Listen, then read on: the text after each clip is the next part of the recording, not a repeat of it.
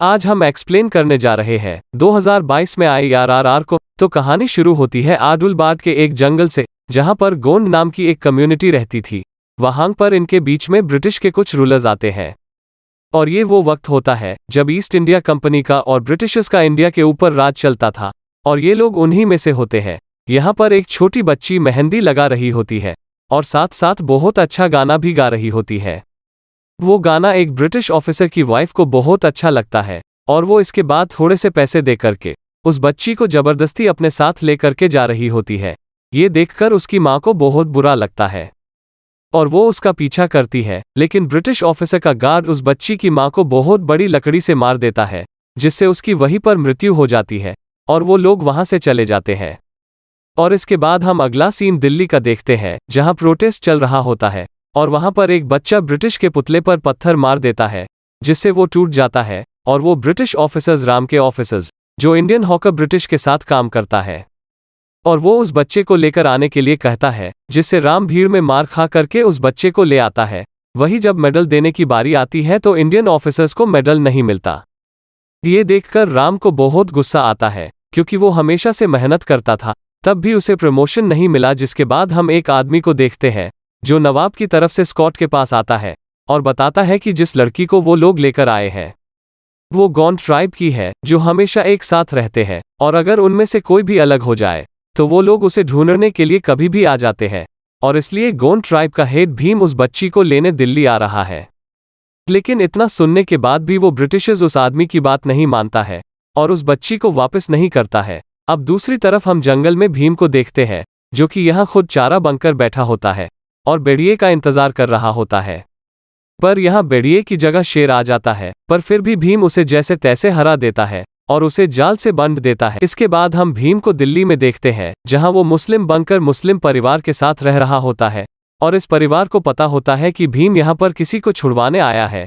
उस परिवार का एक गैराज होता है, जहाँ एक दिन ब्रिटिशर आता है जो अपनी बाइक को स्टार्ट नहीं कर पाता, और ये देख उसकी गर्लफ्रेंड उस पर हंसती है, लेकिन उसके बदले बाइक भीम स्टार्ट कर देता है और तब उसे बहुत गुस्सा आता है और वो बेमतलब भीम की पिटाई कर देता है।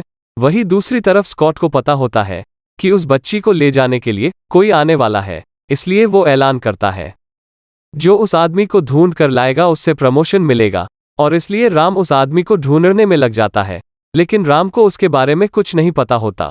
उधर हम भीम को उसी पैलेस के पास देखते हैं जहां वो बच्ची होती है। वहां पर जेनिफर नाम की ब्रिटिशर भी होती है, जो दूसरे ब्रिटिशर के मामले बहुत अच्छी होती है और दूसरों की हेल्प करती है, और इसलिए राम जेनिफर की मदद लेने के लिए सोचता है।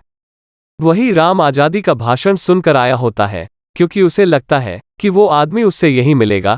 तब वो बोलता है कि ब्रिटिशर्स को मार देना चाहिए। ये बात लच्छू सुनकर राम के लिए लेकर जाता है के पास आकर उसे भीम से मिलवाने। लच्छू को लगता है दोनों एक ही चीज चाहते हैं, लेकिन तभी राम को पुलिस रोक लेती है। तभी वो चुपके से उसे बैज दिखाता है। वो पुलिस अफसर उसे सल्यूट मार देता है। ये देख लच्छू समझ जाता है कि वो पुलिस अफसर है और वहां से भाग जाता है। राम उसका पीछा करता है, लेकिन वो किसी तरह बच के निकल जाता है। वही राम और भीम दोनों एक जगह पर होते हैं और वही तेल से भरी ट्रेन में आग लग जाती है और वो पुल से नीचे गिर जाता है। वहीं पर एक बच्चा होता है जिसके चारों तरफ आग लग जाती है। जिसके बाद राम और भीम दोनों मिलकर अलग अंदाज में उस बच्चे को बचा लेते हैं और यहीं से उन दोनों की दोस्ती हो जाती है। जिसके बाद गाना बजता है और उनकी दोस्ती दिखाई जाती है। वही भीम और राम कहीं जा रहे होते हैं तो रास्ते में भीम को जेनिफर दिखती है और राम समझ जाता है कि भीम को जेनिफर से बात करनी है, इसलिए वो जेनिफर की कार के सामने कुछ कील डाल देता है, जिससे उसके गाड़ी के टायर पंक्चर हो जाते हैं।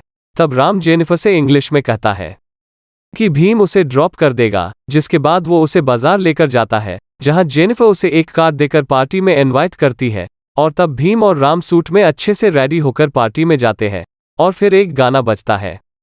जिसके बाद वो भीम को पैलेस में घूमने का ऑफर देती है और इसी बहाने वो छुपकर उस बच्ची से मिलता है, और वो बच्ची अभी उसके साथ जाना चाहती थी, क्योंकि उन्होंने उसको जेल में बंद कर रखा था, लेकिन वो उसे अभी छुड़ा नहीं सकता था, इसलिए वहां से चला जाता है। राम को भी लच्छू मिल जाता है और उसे पकड़ बहुत मारता है, और मारकर जब राम थोड़ी देर के लिए बाहर जाता है तब लच्छू एक सांप को पकड़ लेता है और जैसे राम आता है उसके ऊपर छोड़ देता है। इसलिए सांप उसे काट लेता है, जिससे उसकी हालत खराब हो जाती है। जिसके बाद वो लच्छू को छोड़ देता है, लेकिन उसी वक्त वो उसके हाथ में धागा देख लेता है। वही राम अपनी इस हालत में भीम के पास आता है और भीम उसे जल्दी से जड़ी बूटी दवा बनाकर पिला दे, जिससे राम की हालत सुधरने लगती है। लेकिन राम वही धागे को भीम के हाथ में भी देखता है और समझ जाता है कि भीम ही वो आदमी है। वही राम की तबीयत फिर से खराब होने लगती है, इसलिए भीम उसे उसके घर छोड़ वहां से उस बच्ची को बचाने के लिए निकल जाता है। क्योंकि उस पैलेस में बड़ा सा फंक्शन हो रहा होता है, वही भीम एक ट्रक में बहुत सारे पकड़े हुए जानवर को वहां छोड़ देता है। सारे जानवर ब्रिटिशर्स के ऊपर अटैक करने लगते हैं, क्योंकि उनको भी पता होता है कि उन्हें औरतों, बच्चों और भीम की टीम पर अटैक नहीं करना, और ये भी काफी ज्यादा अनरियलिस्टिक और लॉजिकल नहीं होता है। यहाँ पर अब भीम उस बच्ची के पास पहुंच ही गया होता है कि तभी वहां पर पीछे से राम आ जाता है, जो कि काफी हद तक ठीक हो गया था। यहाँ पर राम और भीम के बीच में बहुत लंबी लड़ाई होती है, जिसमें एंड में उसी बच्ची को गन पॉइंट पर ले लिया जाता है और अब भीम के पास और कोई चारा नहीं होता है, तो वो सरेंडर कर देता है। भीम पकड़ा जाता है, लेकिन उसके सारे साथी भाग जाते हैं।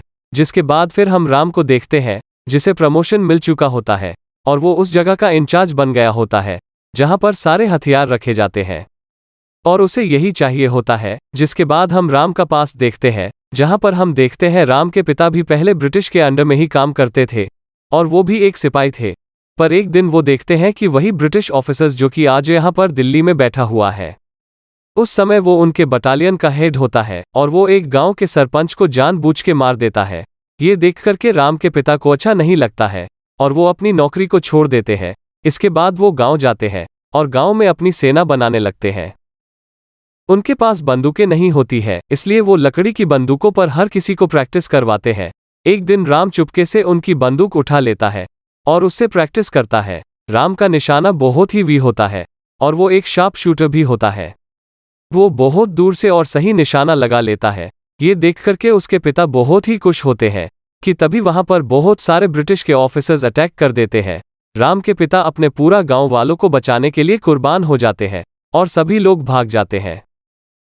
लेकिन राम के पिता की डेथ हो जाती है और जो आखिरी गोली उन्हें लगती है वो राम ने ही मारी होती है, क्योंकि राम के पिता ने अपनी पूरी बॉडी पर बम को लगा लिया था और वो जानबूझकर ब्रिटिशर्स के सामने चले गए थे ताकि पीछे से राम उन्हें गोली मारे और बम वहीं पर फट जाए, क्योंकि अब उनके पास एक ही बुलेट बची होती है। राम ऐसे ही करता है और इसके बाद वो अपने पूरे गांव वालों से वादा करता है कि वो यहाँ पर हर किसी को बंदूकें दिलाकर रहेगा ताकि वो लोग ब्रिटिशर्स का सामना कर सके, और इसी इरादे से वो दिल्ली आया होता है।